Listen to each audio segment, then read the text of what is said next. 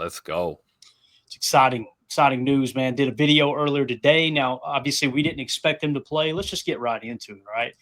We kind of didn't expect him to play this Sunday, but we're hoping Thanksgiving, right? So the injury report, and I want to give a shout out to Paul Brettel for sharing this injury report over on X.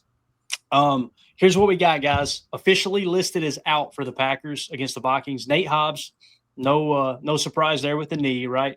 You've got Jaden Reed with the foot/shoulder was limited today. That's what Tim was talking about. They opened up the 21-day window, got him out there on a practice field. Looked good to me. On the clips we seen, looked like there was no holding back, right? Looked like he, was going to be able to run full speed. There's no limitations at all. However, he was technically limited at practice today, and he's officially out for this week. So they wasted no time. Hey, he's not going to play this week. Hopefully we'll get him back on Thursday with that short turnaround. So those are the only two that are listed as out. However, we got a doubtful, and that's Quay Walker with the neck injury. I don't see any chance that he plays on Sunday. I could be wrong, but I think so far this young season, anybody who's been listed as doubtful did not play on the upcoming games. So also listed as questionable is Carl Brooks, Matthew Golden, Josh Jacobs, Lucas Van Ness, Dontavion Wicks, and Savion Williams. On the questionable side, it seems like more of those players end up playing rather than half or less. And I know it's supposed to be a 50% shot of playing, but I want to get your all's take. We'll go around the horn with it here. We'll start with you, Tim. How do you feel about this injury report? Anything stick out to you that you're overly concerned about, or maybe something where you're looking forward to another player potentially getting an opportunity to shine? Brandon McMoney, man, full participant all week. Let's go. Hopefully he's rounded the corner and good to go. And I'm with you, Clay. I think, the questionables for sure. I think probably 80 to 90% of that list is going to play on Sunday. And when it comes to Quay, I've said it before, I'll say it again. Doubtful is a good thing, right? DNP all week, hold him out, and let's get him ready for Turkey Day against the Lions, Yeah, that senior's got to hurt, Tim. You know what I mean? Yeah. I've had a couple. They are not fun, but no fun. I can imagine with the extra weight and force and NFL speed and everything, it's just brutal. And you just can't move, right? I know Clay wakes up like that sometimes, can't turn his neck, but yep. And it's one of those where it's like, you don't need surgery, and they say, oh, it's not serious, it's a stinger, but man, tell that to the guy dealing with it, right? Yeah. And then let alone go out there and bang heads and catch it on the wrong angle again. Yeah, absolutely.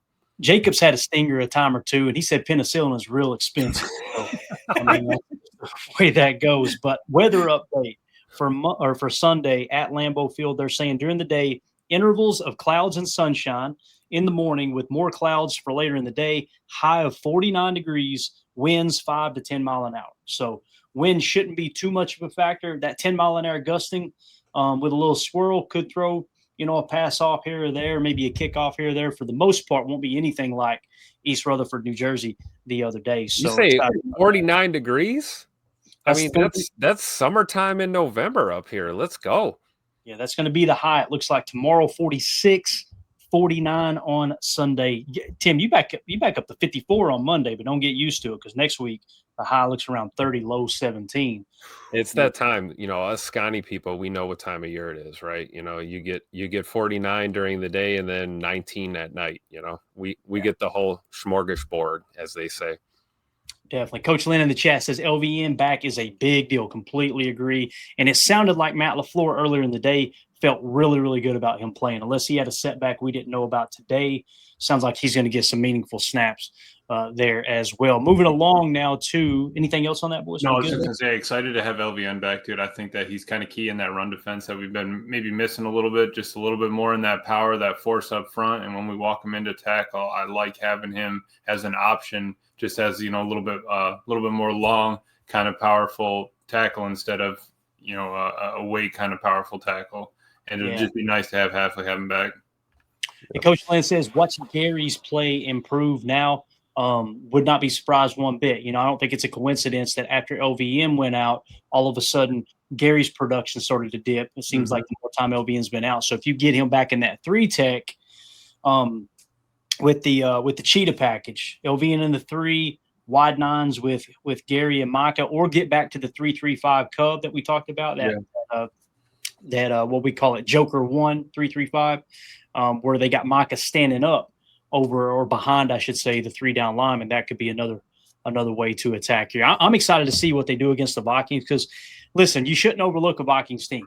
They are due to play better football. I promise you that. I was looking at the rankings, and thank you for setting up that board for us, Emilio, over there. Yeah, clean it up a little bit. Drew in the decimals and stuff on there. We're good.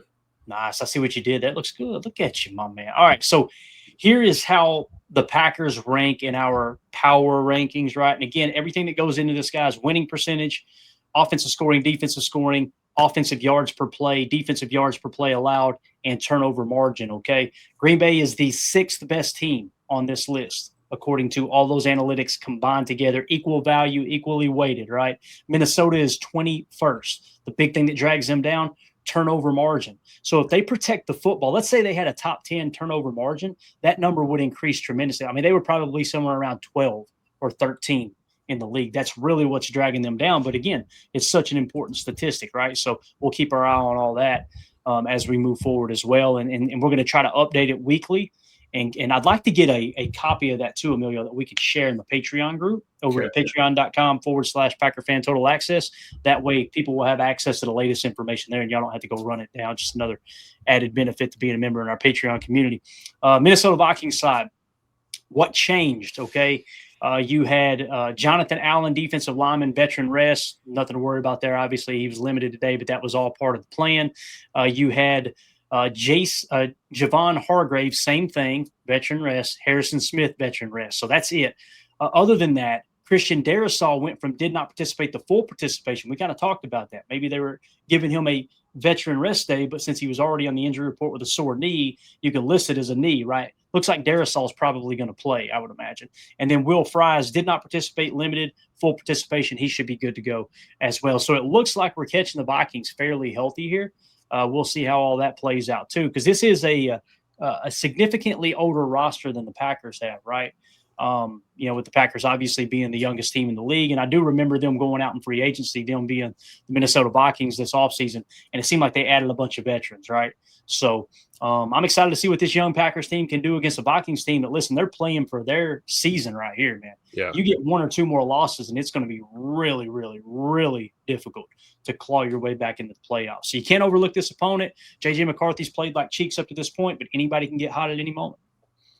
It's true. And like you said, man, Minnesota's playing for their life, right? We're going to get the full gamut of a divisional matchup right here at 1265. And I'm looking at Hargrave and Grenard there. Those were the, defensively, two guys that we were keeping an eye on, and looks like they're going to go this week, and Harrison Smith for that matter.